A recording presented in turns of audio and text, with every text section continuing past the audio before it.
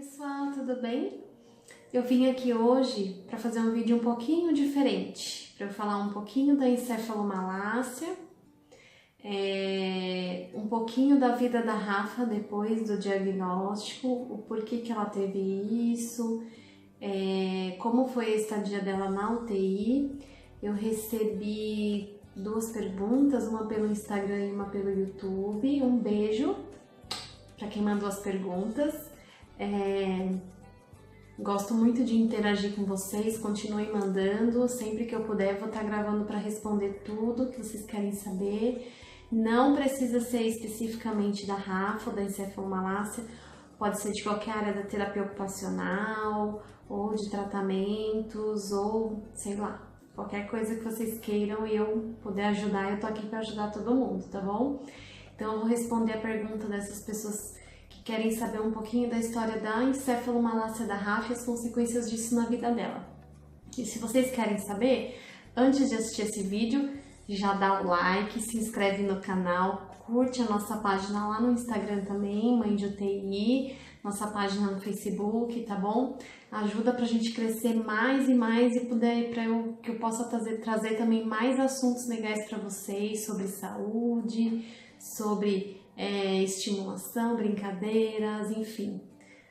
Tudo que eu puder fazer para ajudar, vou ajudar, tá bom? Esse canal, o intuito desse canal é isso, ajudar as pessoas que não têm acesso, ajudar as pessoas que não podem pagar por uma estimulação, tá bom?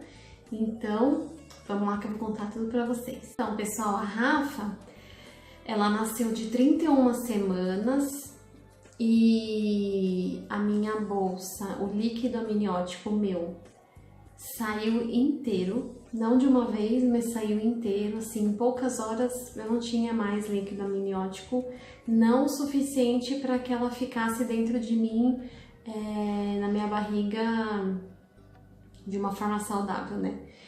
E eu não fiz absolutamente nada para que isso acontecesse. Minha gravidez estava completamente normal, ela se desenvolveu normal, tava tudo super bem. Eu tava um dia em casa e simplesmente começou a vazar aquele líquido e eu corri pro hospital, enfim. Aí aconteceu tudo isso, tive que fazer o parto às pressas, né? Porque eles não queriam correr o risco dela vir a óbito, né? Então tive que fazer o parto. Só que eu tava de 31 semanas, né? Então, assim, foi tudo muito tenso, preocupante, mas a nota dela foi 9,5. Aquela nota, o Apgar que eles dão, né? Quando toda criança nasce, ela tem uma nota referente a vários componentes, né? Respiração, a cor, se chorou, se não chorou, se foi forte, se foi fraco, tudo, né? Todos os aspectos do bebê.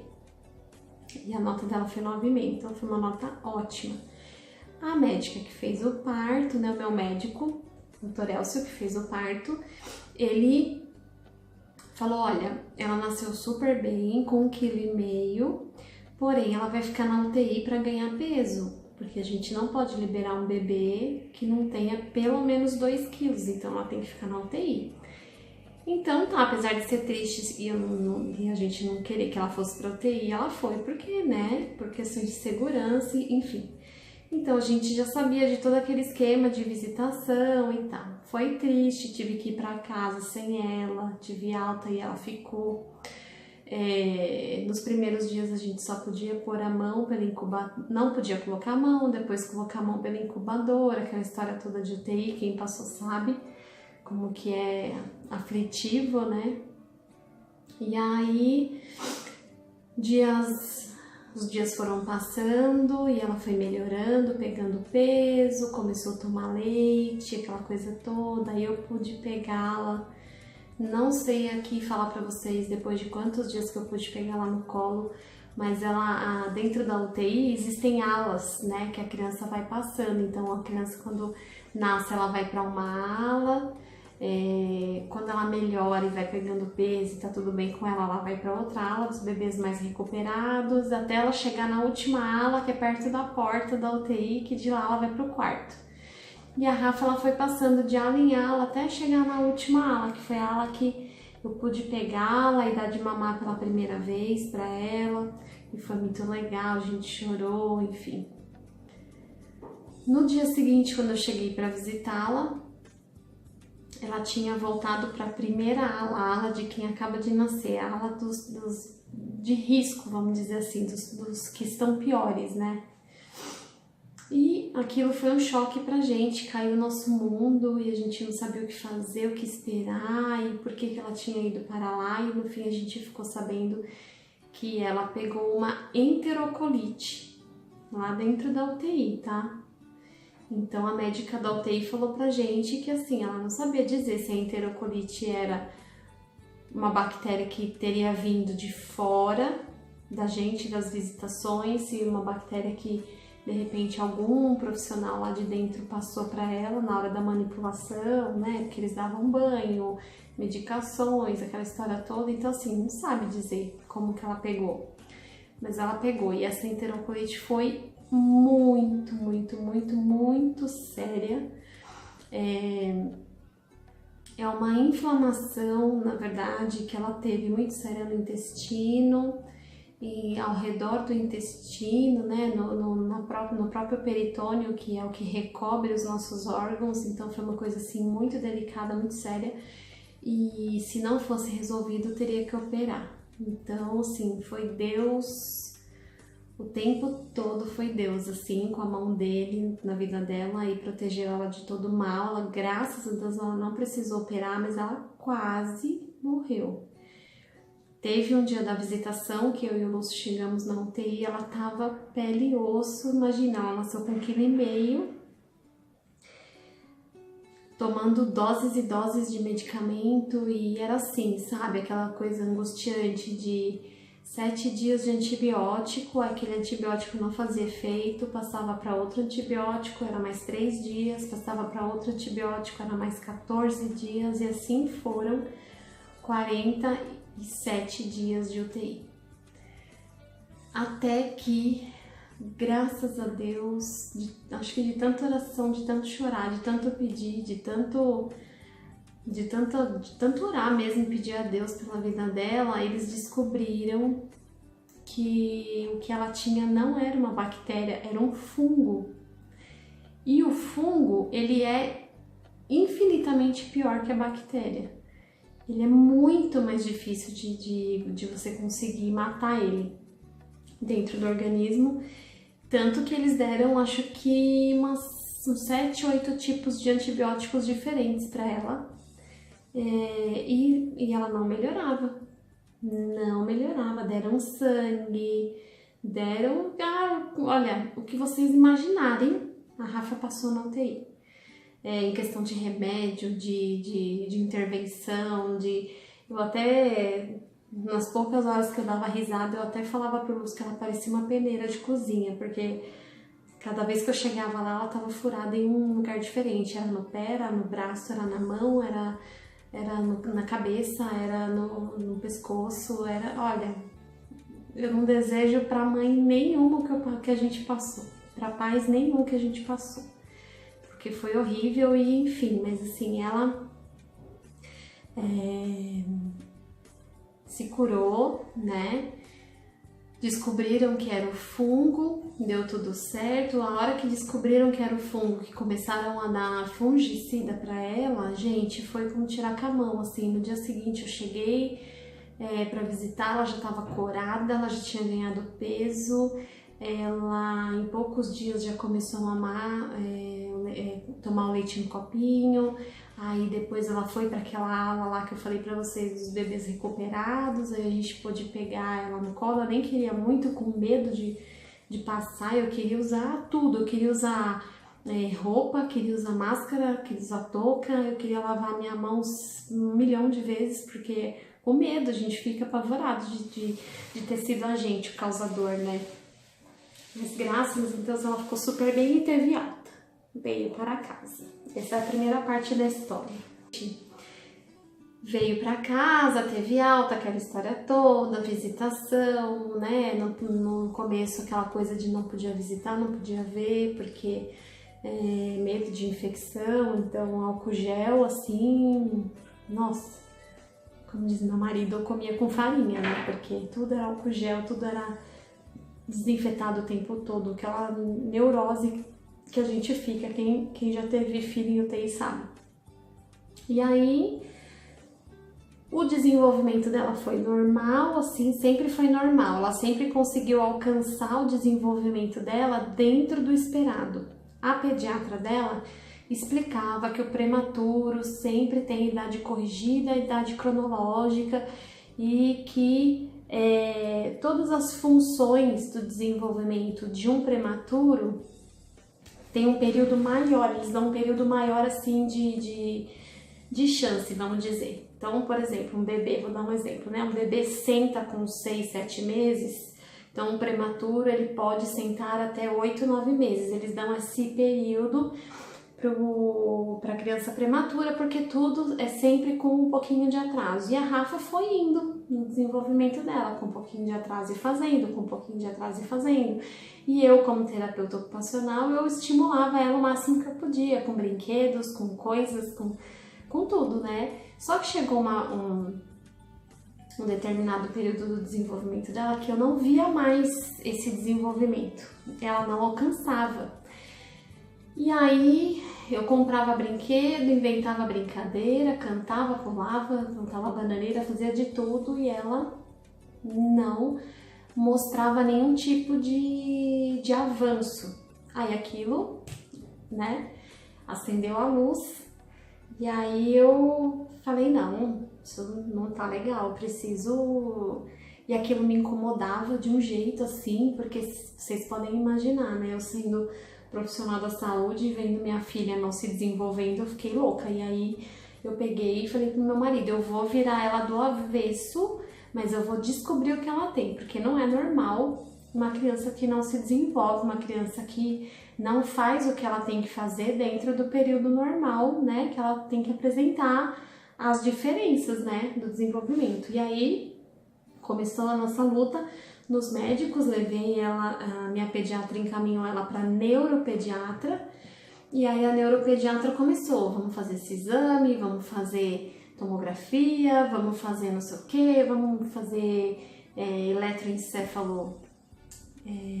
eletroneuromiografia, vamos fazer ressonância, vamos fazer... E a gente foi fazendo exames horríveis, exames doloridos, eletroneuromiografia é o pior exame do universo para uma criança, mas a gente fez, então assim, eu tava disposta, mesmo sofrendo e chorando com ela em todos os exames, eu tava disposta a descobrir o que ela tinha, porque eu pensava assim, poxa vida, eu preciso saber o que minha filha tem, eu preciso descobrir o que é, o ponto que é, o que ela tem. É horrível você ter uma criança e não saber o diagnóstico dela, não saber o que. Tá, eu vou estimular, mas eu vou estimular o quê? Como que eu vou estimular uma criança se eu não sei o que ela tem? Que direção que eu vou tomar? Onde eu levo? Qual profissional que vai atender ela melhor? Sabe? Então, assim, eram muitas perguntas que até que saiu no exame da ressonância, o diagnóstico foi encefalomalácia periventricular esquerda. E frontal esquerda, desculpa. Encefalomalácia periventricular frontal à esquerda. Então, o mundo caiu novamente, né? Porque assim, a gente procurou até que a gente achou, né? E quando veio esse diagnóstico, eu enlouqueci, chorei, fiquei triste, passei por todos os lutos que vocês podem imaginar, né, de um filho, porque a gente sonha uma coisa e às vezes a vida nos dá outra, e todos aqueles sonhos e projetos e tudo mais que você sonha para o filho quando ele está na sua barriga, parece que vai pelo ralo, né, e o seu mundo cai. E aí, Deus novamente, né, levantou a gente na coragem, na força, na esperança, em tudo, assim. E aí a gente foi degrau por degrau, sabe, subindo. avançando com ela, e aí começou a ir na terapia ocupacional, e aí começou a ir na fono, e aí começou a ir na fisioterapia, ela foi se desenvolvendo, e ela tá até hoje se desenvolvendo bem, porém com muito atraso, né? Ela tem 3 anos, então assim, ela começou a andar com 2 anos e 4 meses, ela começou a falar há pouco tempo, ela ainda não consegue criar um diálogo se você... coisas simples do tipo: oi Rafa, tudo bem? Aonde você vai? O que você vai fazer hoje? Você já tá indo na escola? Ela não vai te responder porque ela não tem esse diálogo ainda. Mas o vocabulário dela já tá imenso de palavras e ela conversa com você do jeito dela. Ela acha que ela tá tendo um diálogo, mas na verdade você não consegue entender o que ela fala. Por isso que agora ela vai entrar na escolinha, né? E para ver se isso melhora, para ver se ela começa por imitação e a ver que o coleguinha não tá entendendo o que ela tá falando, ela vai se esforçar para que o colega entenda, para que as pessoas entendam. Então, assim, e eu comecei a entrar numa neurose tão grande, assim, de fazer por ela, e até que Deus colocou um médico na minha vida, assim, maravilhoso. Aqui onde eu moro, em Jundiaí, ele é um fisiatra, porque a neuropediatra, ela tava bem encanada, assim, com o jeito que a Rafa andava, né? Por que ela não andava? Porque como ela foi andar com 2 anos e 4 meses, uma criança no seu desenvolvimento normal, ela começa a andar a partir de 1 ano. Imagina, minha filha começou a andar com 2 anos e 4 meses, então ela andava com o joelho, ela não colocava o pé no chão. Então ela ficou bem intrigada, ela queria descobrir o porquê e tal. Então leva no fisiatra, porque ele é especialista, né, na biomecânica do movimento, vamos ver o que ele acha, com o olhar apurado dele, levei. Foi a melhor coisa que eu fiz na minha vida. Um médico maravilhoso, super sensível, olhou pra mim, olhou pro Lúcio e falou assim: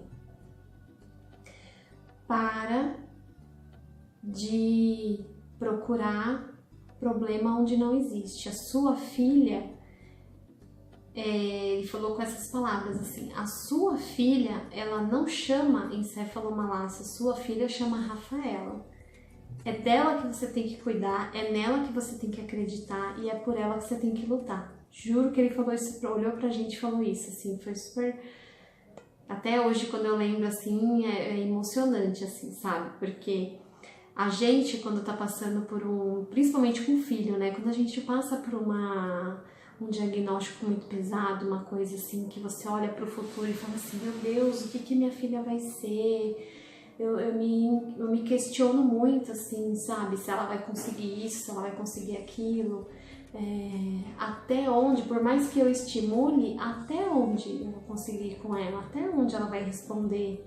Será que um dia eu vou fazer e ela não vai responder mais? Será que um dia ela vai entrar numa faculdade? Será que um dia ela vai casar? Será que um dia ela vai ter uma vida independente de mim? Será que ela vai conseguir isso, aquilo? E acho que é normal, assim, a gente como pai sonha, né?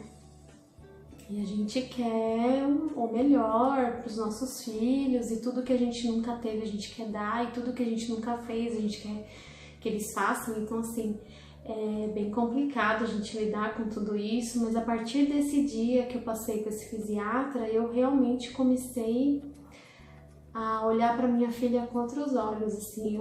Quando eu falo entendam eu e meu marido, tá? A gente começou a olhar para Rafa com outros olhos, assim, sabe? Comecei a olhar ela como um ser humano, comecei a olhar ela como uma pessoa, um indivíduo, uma pessoa única que tem sim as limitações dela, mas que ela pode e ela vai, sabe?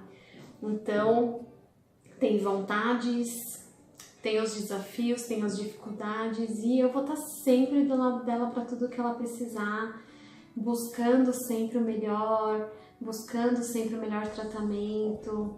E para quem perguntou, sim, a encefalomalácia, ela é uma paralisia cerebral. A paralisia cerebral, por que eles não falaram diretamente assim: ah, sua filha tem paralisia cerebral? Porque a paralisia cerebral, ela é muito ampla.